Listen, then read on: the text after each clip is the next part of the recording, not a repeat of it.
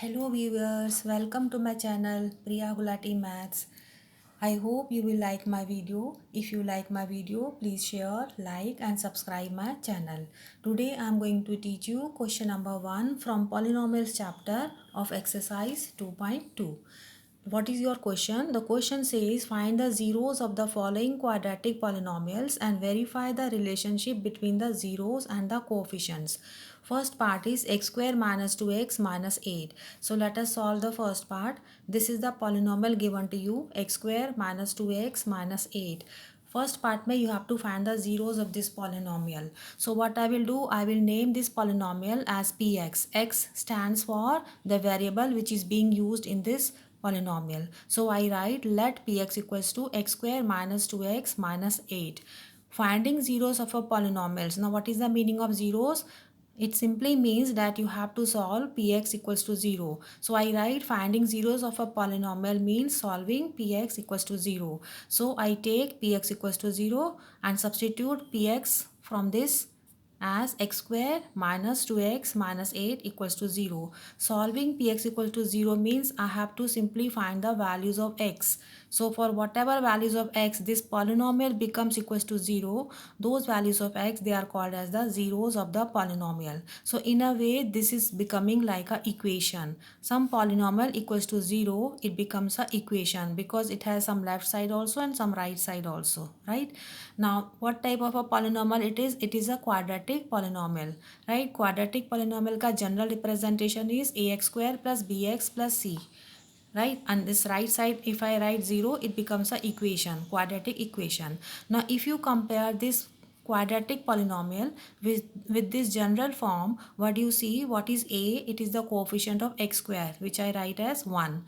What is b? Coefficient of x along with its sign, so b equals to minus 2. What is c? The constant term which is minus 8, so c is minus 8, right? So these are the values of abc by comparing this polynomial with the general form. Now what you see in this equation, you can solve this equation by doing its middle term splitting. Middle term splitting में हम क्या करते हैं children? You have to look for two numbers whose product should be minus 8 into 1. So this stands for product. So product should be minus 8, right? Minus 8 into 1 gives you minus 8 and sum should be the coefficient of x. What is coefficient of x? Minus 2.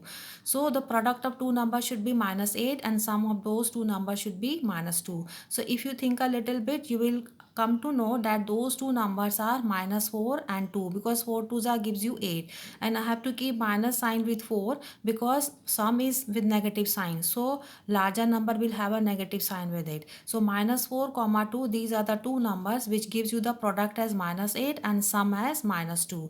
So with the help of minus 4 and 2, what we will do, we will split this middle term minus 2x. So how will I write minus 2x? I will write it as minus 4x plus 2x. So first term is as it is, minus 2x will become minus 4x plus 2x and this is minus 8 equals to 0.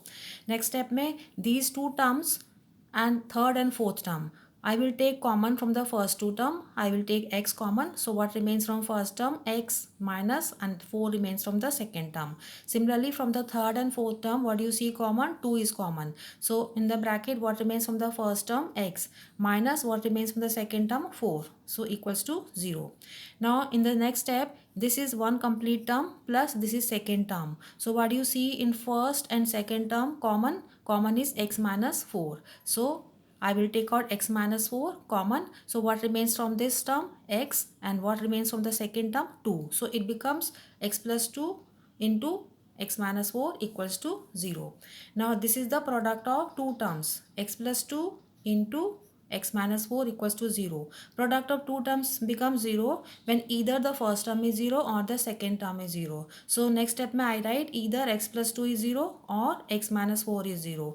If x plus 2 is 0, it means x equals to minus 2, and if x minus 4 is 0, it means x equals to 4. So these are the two values of x which we have obtained after solving this equation. These values of x, they are called as zeros of the polynomial px. So what I write in the next step?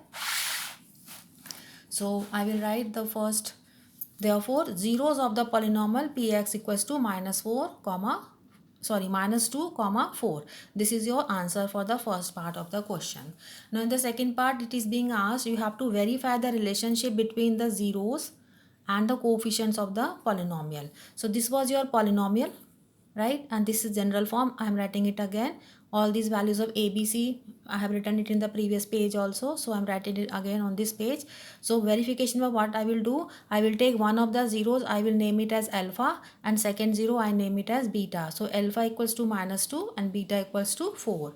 Now what you are required to verify is like this: sum of the zeros equals to minus b upon a. What is b? Coefficient of, look here, b is the coefficient of x.